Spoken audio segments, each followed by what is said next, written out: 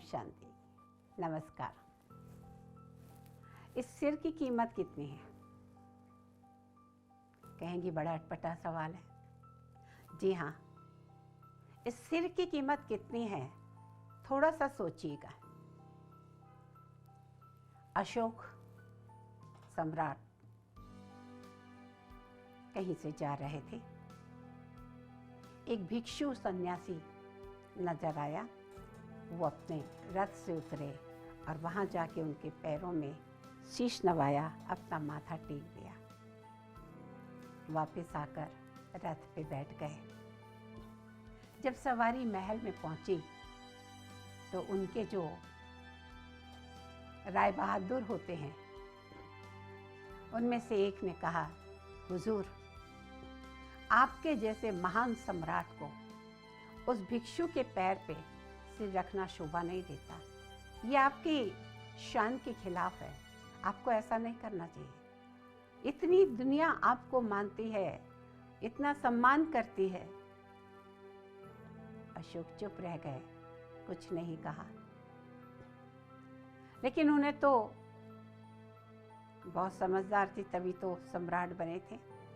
उन्होंने कुछ दिन के बाद उसी अपने राय बहादुर को बुलाया। बोला, मुझे कुछ एक्सपेरिमेंट करना है और उसके लिए तुम्हारा साथ मुझे चाहिए। क्या कहिए हुजूर, जो कहेंगे वो। अशोक ने कहा कि ये जो थैला है ये लेके जाओ। इसमें बकरे का सिर है, इसमें मुर्गी का सिर है, इसमें घोड़े का सिर है, इसमें इंसान का सिर है, और इसको बाजार में बेच के आओ। तो बड़ा अजीब लगा, ये महाराज किस तरह के विचार कर रहे हैं, किस तरह की बातें कर रहे हैं, पगला गए हैं क्या? कहा, हुजूर ये आप क्या कह रहे हैं? कहा, जो कहा है आप जाके करो। शाम को राय बहादुर लौटे। कहा, महाराज सारे सिर बिक गए, सिर्फ ये एक इंसान का सिर जो है ये किसी ने नहीं लिया। बकरी का भी सिर बिक गया, घोड़े का भी सिर बिक गया, और जितने भी सिर जानवरों के थे वो सारे बिक गए, सिर्फ ये एक रह गया। राजा ने कहा कि जाओ, कोई बात नहीं, किसी ने कीमत नहीं दी ना, किसी को भी दे के आ जाओ, बोलो फ्री में रख ले। वापस गए, लोगों से कहा, ये सिर आप अपने पास रख लो। का पागल हो क्या? इसको रख के कौन काम का? ये इसको उठा के फेंकेगा कौन? हमको नहीं चाहिए। का फ्री में दे रहे? का फ्री में हमको नहीं चाहिए। एक घर, दो घर, 10 घर, 20 घर, सब जगह गए, लेकिन किसी ने भी उस इंसान के सिर को रखने के लिए हाँ नहीं की। लौट के आए, महाराज कोई भी इस सिर को रखने के लिए तैयार नहीं है। अशोक महाराज मुस्कुरा दिए। कहा, एक बात पूछूं? कहा, कहिए ना हुजूर, पूछेंगे कि आप मुझे आज्ञा दीजिए। कहा, सपोज कल मेरी डेथ हो जाती है और मेरा गला काट के तुमको दिया जाए, तो क्या ये मेरा गला कोई रख लेगा?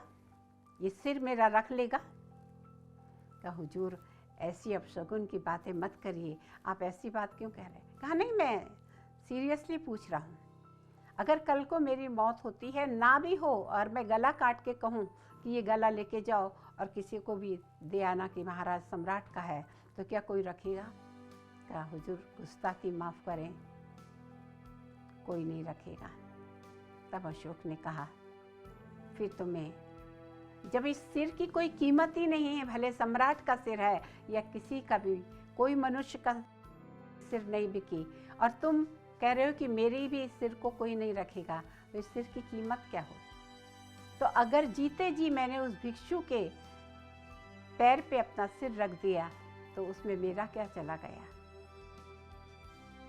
ये सिर प्रतीक है भावनाओं का, वही ये प्रतीक है अभिमान का भी। झुका दो तो गले में ही है तस्वीर यार की, उस परमात्मा की, और रखड़े रहो तो आसमान भी अपने से छोटा लगता है। जीवन में हम नम्रता सीखें, इसकी कोई कीमत नहीं है। कीमत है वैल्यूज़ की कीमत है, मूल्य की। आप किसको कितना सम्मान देते हैं।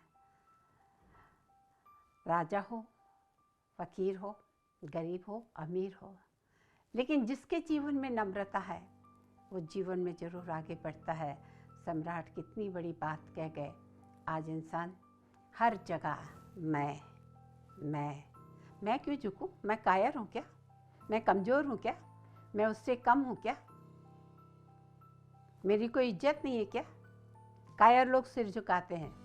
हम वीर हैं, मैं ये हूँ। काहे कि ये तो अभिमान का प्रतीक है।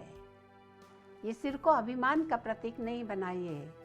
इस सिर को झुकाने का, श्रद्धा का, आस्था का प्रतीक बनाइए। क्यों मंदिर में जाते हैं तो सिर झुक जाता है? क्योंकि ईश्वर है, ईश्वर की मूर्तियाँ हैं।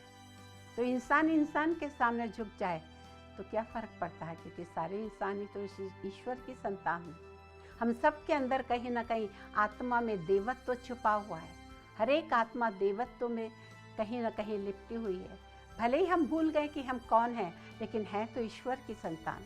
कहने का तात्पर्य कि जीवन में झुकना सीखें, कभी भी अभिमान न करें।